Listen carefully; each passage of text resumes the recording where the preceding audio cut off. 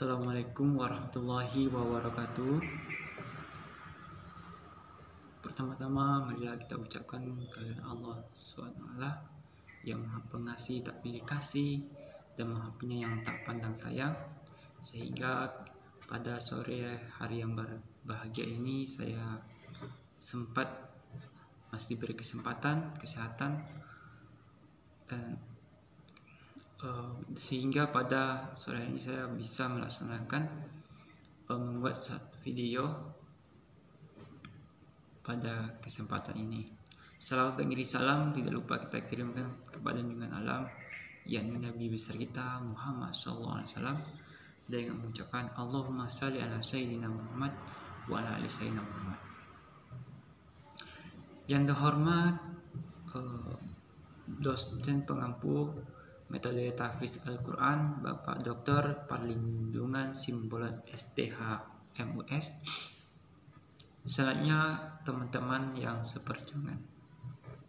Baiklah, kali ini saya akan mencoba untuk menjelaskan sebagai tugas UTS metode tahfiz Al-Quran.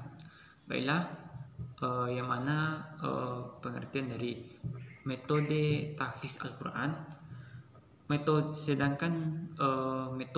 adalah suatu cara atau jalan yang ditempuh atau bisa diartikan sebagai alat untuk mencapai tujuan atau bagaimana cara melakukan atau membuat sesuatu. Sedangkan tahfiz yang berarti menghafal dari dasar hafal yang berasal dari bahasa Arab hafiza yahfazhu hifdan, yaitu lawan dari lupa, yaitu selalu ingat dan sedikit lupa. Jadi bisa kita simpulkan metode tahfiz adalah suatu cara yang digunakan dalam menghafal Al-Quran dengan cara membaca untuk mencapai tujuan yang ditentukan dengan cara membaca dan menimbulkan pikiran serta meresap masuk ke dalam hati dan untuk diamalkan di kehidupan sehari-hari. Dalam sabda Rasulullah SAW, barang siapa membaca Al-Quran dan menghafalkannya, maka Allah akan memasukkannya ke dalam surga serta memberi saat kepada seluruh dari 10 dari keluarganya yang seharusnya masuk neraka. Jadi teman-teman semuanya, marilah kita membaca Al-Quran, menghafal Al-Quran, marilah kita tingkatkan supaya kita juga mendapatkan manfaatnya maupun dunia dan di akhirat. Baiklah teman-teman semuanya, kita dalam menghafal Al-Quran di sini akan saya jelaskan sedikit, akan mencoba saya jelaskan sedikit yaitu tentang metode takril. Baiklah, sedangkan metode sudah kita tahu tadi, yaitu suatu cara atau jalan yang ditempuh untuk mencapai tujuan. Yaitu sedangkan sekarang kita akan masuk dengan takril, adalah dalam bahasa Arab dari bahasa Arab yang berarti mengulang-ulang. Jadi kita itu mengulang bacaan kita. Jadi metode takril adalah cara yang digunakan untuk mengulang-ulang hafalan yang pernah dihafal atau disimak-simakkan kepada seorang tahfiz. Jadi kita itu membaca itu kan sudah lancar, terus kita baca lagi dengan ada orang yang menyimak bacaan kita, yang kita baca itu hafal terhadap tahfiz tersebut. Jadi dia akan mengoreksi di mana kesalahan kita, di mana kekurangan kita, di situ kan kita perbaiki. Baiklah, di sini kita akan masuk dengan langkah-langkah tahap pelaksanakan metode takril. Ada untuk menuju tahap-tahap untuk melaksanakan tahap-tahap metode takril itu ada 3 ada beberapa yang harus kita perhatikan. Yang pertama, kita tentukan batas materi. Jadi hari itu kita mau menghafal berapa ayat gitu kan, atau 10 ayat namanya kan. Nah, setelahnya kita baca ayat itu berulang dengan teliti. Mungkin kita baca berulang-ulang, mungkin boleh ayat pertama kita baca berulang, itu ayat kedua dan seterusnya gitu kan.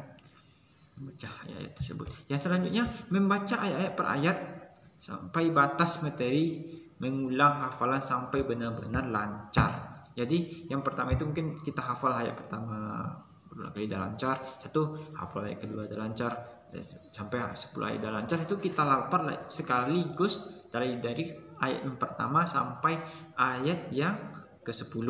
Itu seumpamanya begitu kan.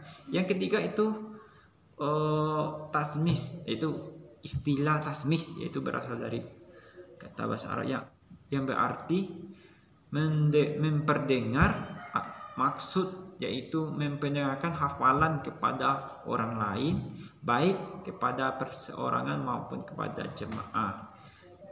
Dengan tasmis ini, seseorang penghafal Al-Quran akan diketahui kekurangan pada dirinya karena bisa saja ia lengah dalam mengucap huruf atau harakat. Dengan tasmis, seorang akan lebih berkonsentrasi dalam menghafal. Jadi kita itu setelah kita itu udah hafal di 10 ayat tadi, itu udah hafal, kita coba, ada teman kita kan ustaz gitu kan. So, teman-teman, soalnya kita masuk tentang kelemahan dan kelebihan metode takril. Dalam penggunaan suatu metode tentu terdapat kelemahan dan juga kelebihan dan juga kelemahan sebagai berikut. Yang pertama, memperbaiki kesalahan-kesalahan dalam menghafal ayat sehingga dapat menghafalkan ayat dengan benar sesuai dengan makharijul huruf dan ilmu tajwid yang tepat. Sebab terkadang jika mengulang sendiri terdapat kesalahan yang tidak disadari akan berbeda jika melibatkan guru atau teman kita gitu kan.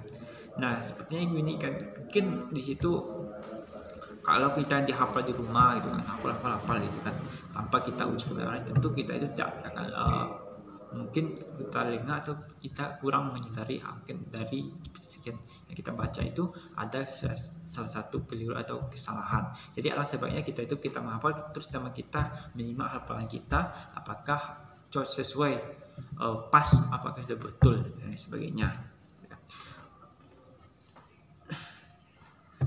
Baiklah, dengan kesalahan-kesalahan yang terjadi akan mudah diketahui dan kemudian diperbaiki. Nah, mungkin kita dengan mungkin kalau kita salah, kita teman-teman kita akan mengasih tahu kita di sini salahnya, di sini yang salah, di sini tinggalkan ini lagi dan sebagainya. Selanjutnya, memperkokoh hafalan yang pernah dihafal. Jadi ketika kita menghafal surat, mungkin karena sudah lama kita baca, sama kita hafal ulang lagi, maka mungkin kita lupa. Mungkin tidak semuanya lupa gitu kan. Tapi ketika kita itu mengulang lagi tentang ayat tersebut, kita akan bisa lagi kita menghafalnya lebih cepat lagi daripada ayat-ayat yang belum pernah kita hafal. Selanjutnya, meningkatkan ingatan ketika seorang penghafal mengulang-ulang ayat yang ia hafal. Di situ lagi yang saya bilang tadi ya, meningkatkan kembali gitu. Ketika itu pula prosentasi kekuatan ingatan yang akan menerus mengulang orang yang Al-Quran, maka harus siap untuk terus mengulang-ulang. Jadi ketika kita menghafal Al-Quran itu, ya seperti itu tadi, ketika kita hafal, jika tidak dibaca lagi, ketika kita itu baca lagi, kita tidak lama lagi menghafalnya karena kita sudah membaca lagi. Yang sulit, yang kemungkinan itu dari ketika kita itu berawal, disitulah kita itu akan mungkin agak lama lagi menghafal daripada ketika lupa tentang apa yang telah kita hafal. Baiklah teman-teman semuanya, itulah dari penjelasan saya Mohon maaf jika masih banyak kesalahan yang saya ucapkan, yang saya sampaikan, dan saya akhiri. Assalamualaikum warahmatullahi wabarakatuh.